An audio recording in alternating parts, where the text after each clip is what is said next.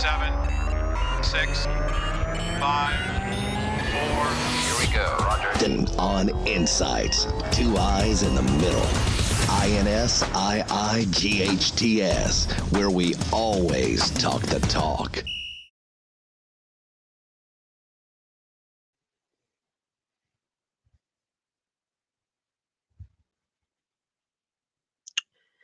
Hello, hello, hello, world.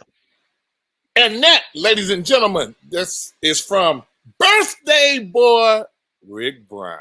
Oh, you thought I didn't know. I told you I was waiting to go live to bust you. I knew that was a reason you were so hyper today. You know, all that fuck coming across the airways, you kept disconnecting the Wi-Fi. We couldn't even get the hardwire going. Oh, happy birthday to you. Yes, yes, yes.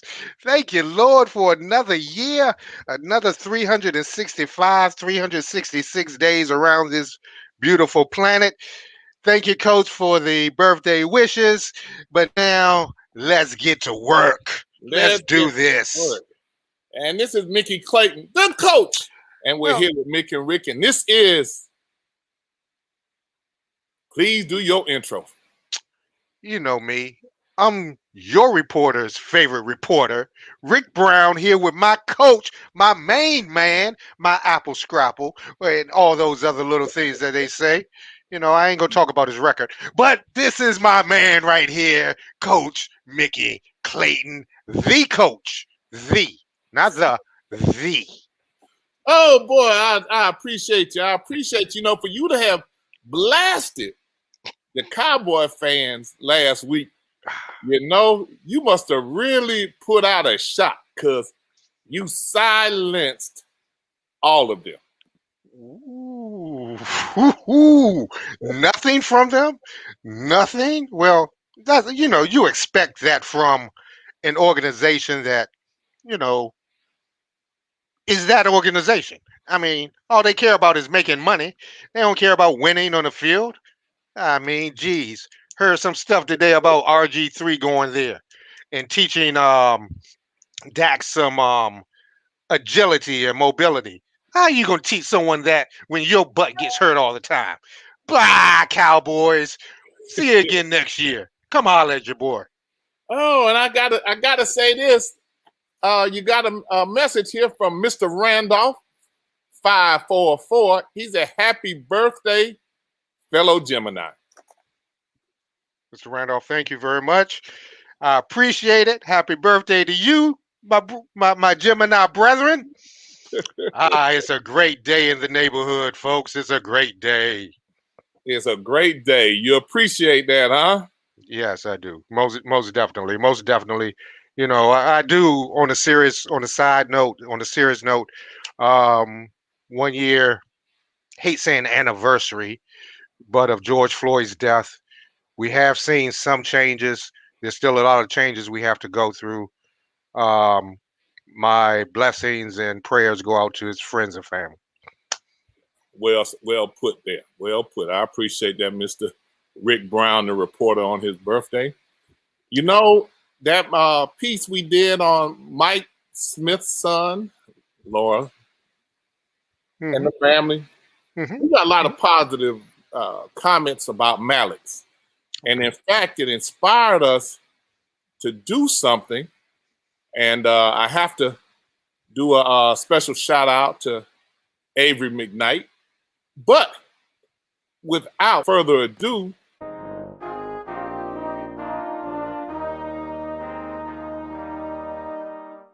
the Dr. Arthur Woodard Academic Student of the Game Award is now referred to as the Dr. Woodard Recognition Award, still honoring those students recommended by the community for their outstanding athletic and academic achievement. The Dr.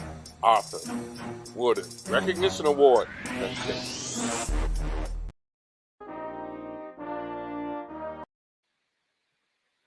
Wow, and it said the browser did not play the clip. Here we go again, but we're gonna keep working on it so we can get that clip and get it to play.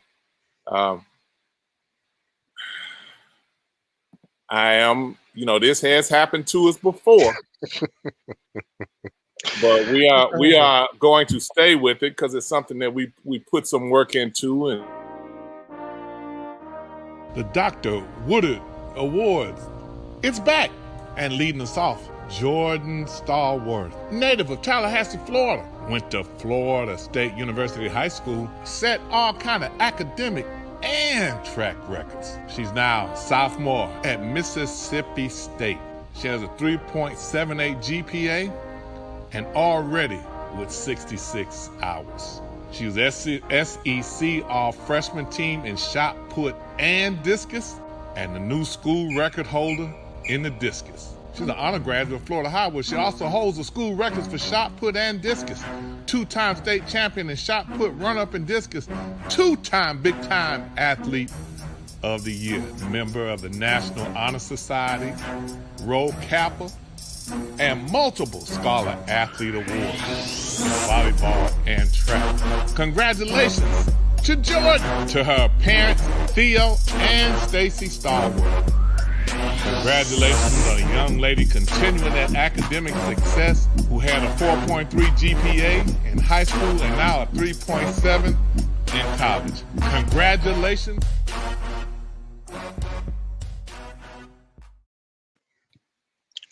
That's awesome, man. That's awesome. I mean, that's the true definition of a student athlete, someone who takes their crafts seriously, both in the academic field as well as athletically. Congratulations, Jordyne. Great job. And she comes from a family that doesn't play that. Yeah. They don't play that. Her grandmother was an English professor, Dr. Stallworth, on campus, one of the instructors that they talked a lot about. And all the records and things that she set, those came during her junior year because COVID-19 interrupted her senior year. You never know how far this young lady will go, but one thing we know for sure is that she's going to be successful in whatever it is that she decides to do. Yes. You know, and if you know somebody out there that you'd like to recommend for the Dr. Woodard Recognition Award, go to Insights, INSIIGHTS.com, 2 I's in the middle, and hit the recommendation on there, nominate them. And we want to make sure that we recognize and honor these student athletes, and be it middle school, high school, college. We just want to be able to make sure that we at Insights recommend them or acknowledge them and their achievements. And I don't think that we could have done much better in terms of starting it off this year with Jordyne.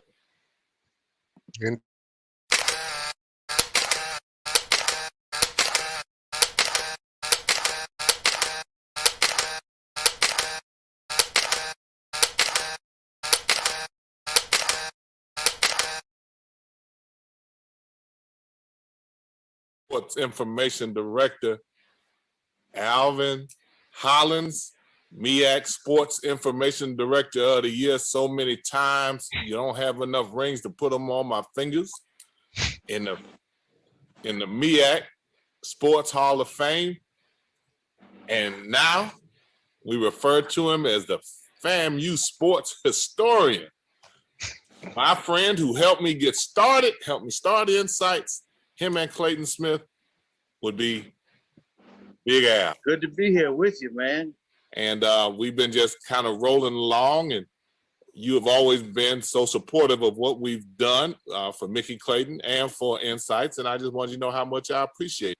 You know, I'm glad to see you doing well with it. You took it and ran with it. So soon I guess you'll have Jeremiah as your co-host. You're going to kick Rick Brown to the curb pretty soon. What? Yeah. Don't tell him yet. Jeremiah in training. Okay.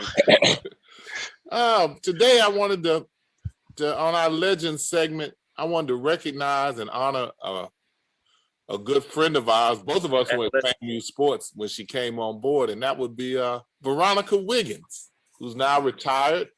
Could you tell the people a little bit about what Veronica has done with that women's softball program? Anyway, she really raised her team, the athletes on her team, like they were her kids. In fact, I think during her head coaching career, which started in '92 and lasted until 2012 20, she had 11 sets of sisters play for her. I mean, her graduates, just about every field of endeavor, I guess, doctors, lawyers, successful. She won over 700 games, 13 conference championships. I think the thing with Veronica, I think that really most significant above everything else was that she really had become an institution within college softball. You know, a lot of people, here's a lady at a historically Black school who served on NCAA committees. She was extremely well loved and respected by the coaches in the profession. When you watch FAMU play games in regionals or just regular season against, teams that aren't traditionally Black, and you think that, it was like an old home reunion. She's very well respected. Even within the softball media, they love what she's done because they know that the odds been stacked against her. That's what FAMU people do. We fight the battles and we win. So, well, could you tell me a little bit, or tell our audience a little bit about an instance when you saw her fiery temperament on display? Oh, I mean, when she was on that third base line, and an umpire made a call she didn't like.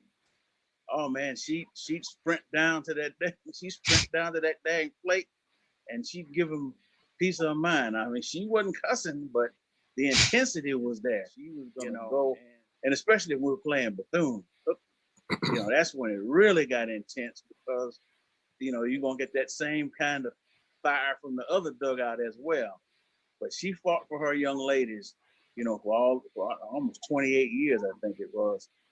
So she had a very distinguished career, and she really looked out for her young ladies. What was her cuss word when she would be mad?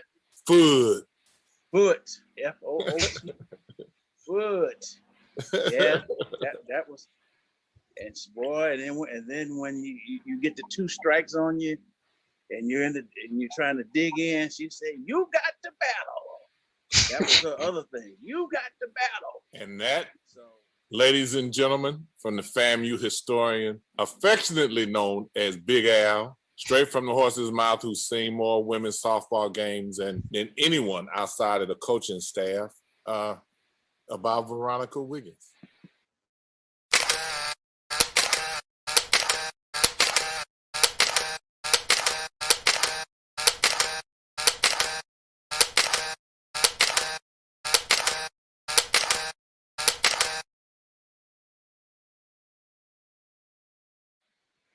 Wow. I mean, we all know about Jake Gaither, and we all know about Mickey Clayton, but Veronica Wiggins, I mean, 28 years, and wow, she's the first lady of FAMU athletics.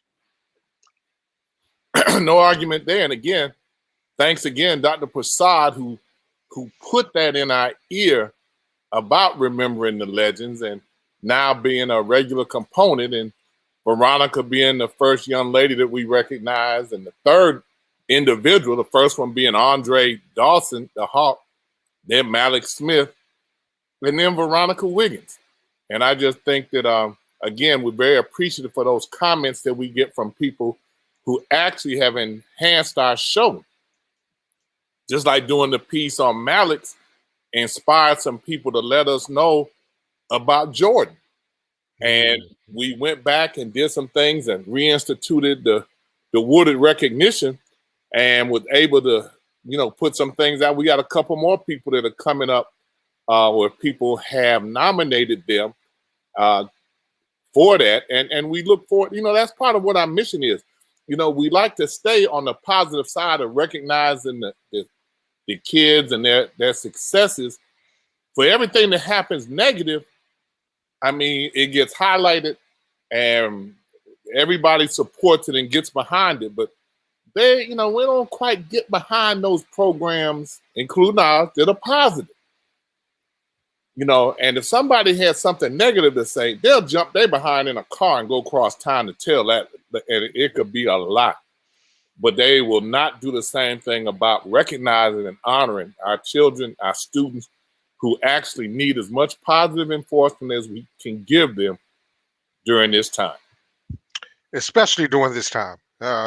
Just slowly coming out of this pandemic. Still not out of it yet, but we're trying to.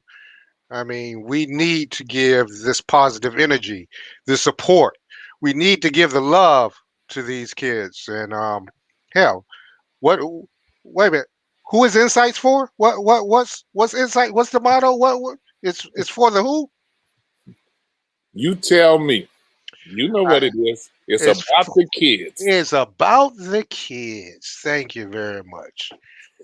But Rick, you know, we start talking about COVID-19 and again about people really supporting COVID-19 and I mean getting the shots and everything. And since then, we had somebody inform us right here in the city, state office. The office has about 8 or 9 positive tests of COVID. There are 8 or 9 in there, all except one, minorities. Out of that 8 or 9, 5 of them are young ladies that are pregnant. And again, we keep trying to tell people this. I mean, they're not releasing this information. They're not even telling the people in the office about it and who it was. So, I mean, keep believing that COVID-19 is not a factor and find out what happens when you get affected. Don't be a hard head, folks. Don't be a hard head. Get your shots. Wear your mask. Even now, I know what they're saying. You go outside, you're fine if you're vaccinated. Vaccinated, excuse me. No. Wear your But we're mask. going to get to our topic of the day, and that's about HBCU administrations and versus HBCU coaches. And, you know, we keep having a lot of turmoil going on in terms of the athletic departments at HBCU institutions, the removal of coaches and athletic directors. And, you know, this is just my own ideology. This is Mickey Clayton's thought. Back in the day, when our institutions were rolling pretty good, especially athletically, and the football teams were extremely dominant. Yes, it was before integration. Okay, yes, okay. But also during that time, everybody, Rick, knew who the football coaches were. They knew Coach Merritt. You know, they knew Jake Gaithan. They knew Eddie Robinson. You didn't know who the president was, but you knew who the football coach was.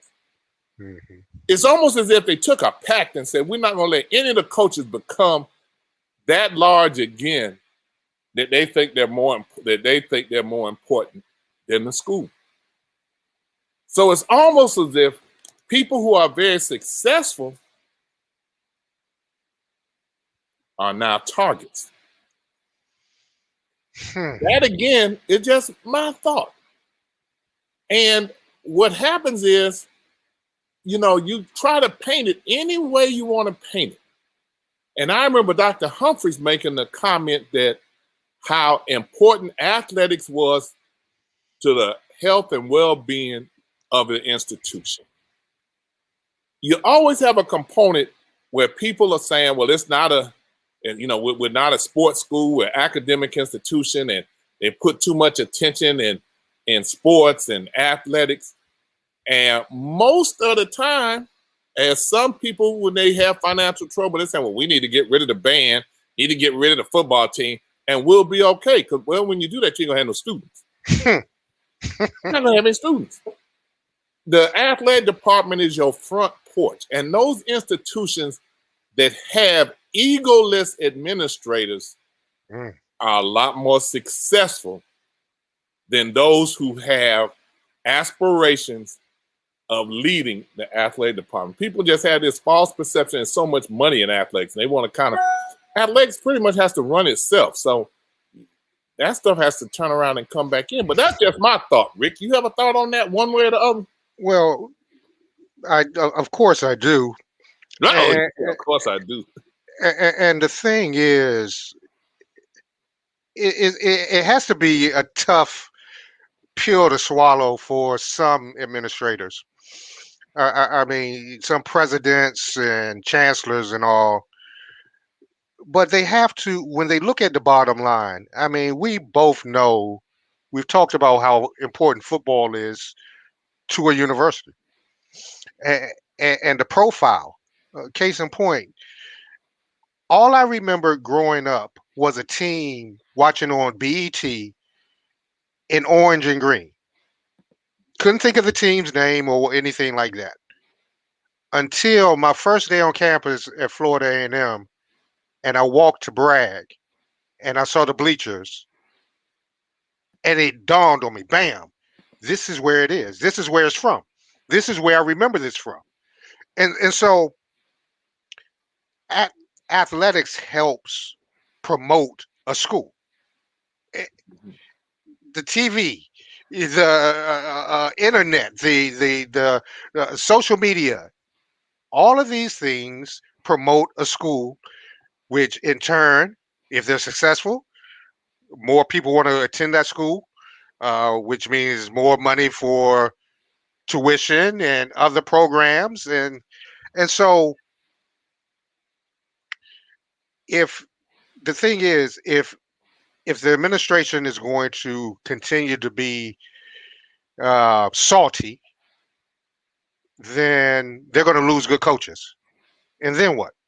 Then your program is going to have to rebuild, and you're going to lose that notoriety. Well, one of the things that happens is that you have people that almost hide their own accomplishments to keep from being put on the map for people to go after them and being a target. You know, and as a result, you know, they're afraid that their success creates a problem for others to come after them. And when you have strong leadership, they are supportive and know that whatever successes come, it doesn't really matter who gets the credit. Now, what you will find is a lot of people say that. But when the time comes, they do something completely different. I remember Bill Hayes was athletic director during a time when the Rattler Booster Club actually grew exponentially and was actually the AD when we purchased the Jumbotron in the stadium and in the Lawson Center. And we had to show the ability to sell the ads on there to get the loan to be able to buy it. And he told them to stand down and see if the boosters can sell the ads and be able to show the bank that we could pay for the loan to be able to purchase the scoreboard that you see every time you go to commencement in the Lawson Center and the first ever Jumbotron that was at the football stadium. But that was under Bill Hayes. And he didn't really care about who got the credit. He just wanted us to be in a position to do it. Now, everybody doesn't see that. I mean, just in terms of doing things. And you got a program here in the state that's turned over so bad. The men's basketball coaches left, the women's basketball coaches left, and their leading administrator has left. Coincidence? Probably not. But when your ego is not involved and you're just concerned about the school, you just take a licking and keep on ticking. So a lot of times we're in position that because we have so much love for the institution, we never really say the true story about what happens. Well, we don't have to worry about that here because we give it to you straight, no chase. No chaser. Now, we talked about the fact that a lot of programs now are wanting to go with name and influential coaches in different areas and stuff. That means you're going to have to share the spotlight with these individual coaches because they come with their own attention and notoriety. Mhm. But I also know that what happens is that a lot of times you hire these people thinking that they're going to bring in all this different money. And if the money doesn't come, then you get upset. There's just so much that goes on. And when you, the majority institutions, they don't turn their athletic directors over like we do. They don't do that. Well, look, you've worked on both sides of it. You worked in administration. You've also worked, obviously, as the coach. Why is there a disconnect? Why is there a disconnect? And what can be done, especially for our institutions, to get it right? Well, it starts with having strong leadership that wants you to be successful. I don't care how good the coaches are. The championships are won by the administration, by them allowing you to be able to get out, recruit, be able to do some things and support you to make you successful. None of the coaches do it on their own. They do it because the administration and the school is behind them. I know one time we were running pretty good in the women's basketball program. We could get kids in school, dorms open on Saturday, and I can get them in school on Sunday. I mean, we just had the ability to work together with Colonel Washington. He said, you've done an excellent job, Coach, in terms of getting these kids straight and getting them out of and graduating them. He said, you get the information to me, we can get them straight. So it helped to be from FAMU because you were able to go to who you need to go to get done whatever you need to do. Now, we also had people who were upset about the fact that I was third generation rattler. And I would hear the comments, I don't want to hear nothing else about him being third generation. I mean, people that's their issue, not mine. You know, that's their issue, not mine. You know, now we're 4 generations deep with daughters who've graduated from FAMU and nephews who've graduated from FAMU. So, I mean, is it money available? It is a shortage of money. But that doesn't mean that you can't do it because you actually have the ability, especially when you're from the institution, to know who to talk to be able to get what you need to be successful. But what about the ones who aren't? They have to be creative. And I think the biggest thing is they have to be aware that when they come into the program, it's not going to be a boatload of money there for you to be able to do whatever you want to do, like what is available at some of the majority institutions. I personally hope that the name coaches that people have hired do well, because every time, you know, we do good as a HBCU, those victories are won for all of us. You know, I don't care if people like it or not. I always pull for Bethune-Cookman. I mean, except for when they played us. But any other time, I wanted them to win. But the HBCUs, yeah, you know, I hear you. We have to support each other and pull for each other. Yeah, you know, we have to do that. My goal, which now I never reached, was to be the first HBCU to get to the Sweet 16. And I remember when Avery Johnson and Southern won, man, everybody bought up everything over there in powder blue with Southern and walking around wearing that paraphernalia. We all pull for an HBCU to win because it's a win for everybody. Except for Cookman. But that's right. I said it. Cookman. I said it. Yeah, I had a daughter that was interested in going to Bethune-Cookman and playing basketball, and they were like, Coach, were you going to let her go? I said, well, I really couldn't have stopped her, but if I had told her I didn't want her to go, she was going to go if she had to go down there and walk on. So I couldn't say nothing. And I think in the end, Cookman was bothered that they didn't even try to recruit her because she had like a 26 ACT score. And she wanted to go down there and be by the beach. But I knew if I said, you can't go to Cookman, she'd have went to Cookman if she had to walk to get there. Because if Daddy said it, she was going to be that daughter to do whatever Dad said. She was going to do the opposite. Wonder where she got that mentality from. Well, Well, thank you your very mama. much. I'm here all week, folks. I'm here all week. Yes, indeed. Before we go, Coach, and I know we got to go, but I just got 2 words to say to you, and I just want your reactions to it. Kwame Brown. Wasn't he the number 1 draft pick for your team? Yeah, that dude named Michael Jordan. But anyway, I'm not gonna go there. That's another story for another show. But yeah, he was the number 1 pick for the Washington Wizards at the time. Yeah. Well, I got another word for you.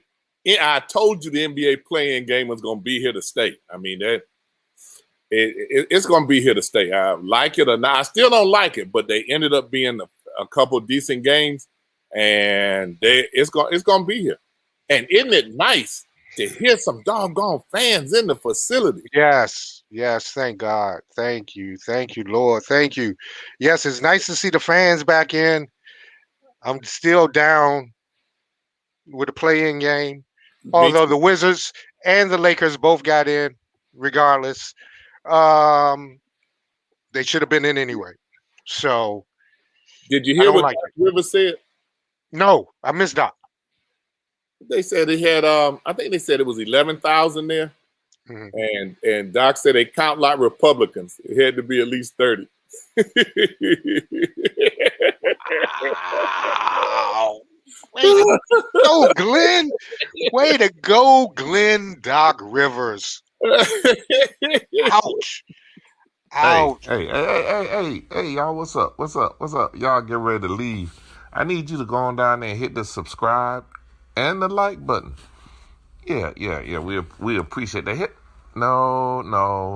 Don't get no attitude. Just do that and hit the subscribe, hit the like, write a comment.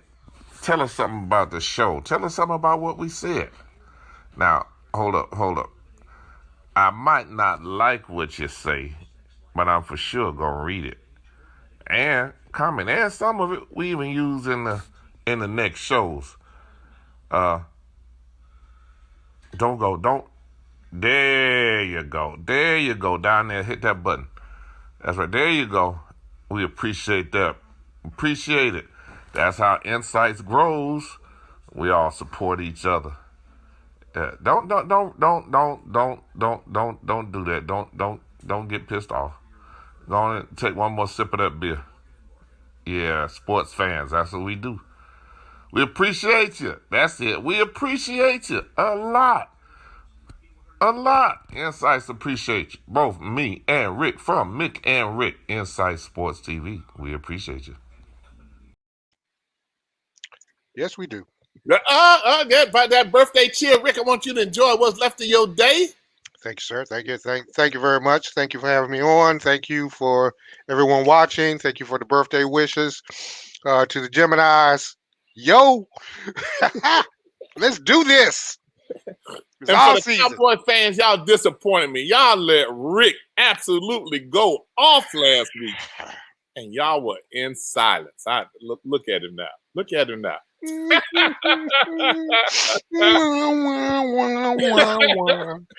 I appreciate y'all. Again, congratulations to Jordyne Stallworth. Coach Wiggins, we love y'all. We want y'all to continue to do what you do. It's Insights. We out.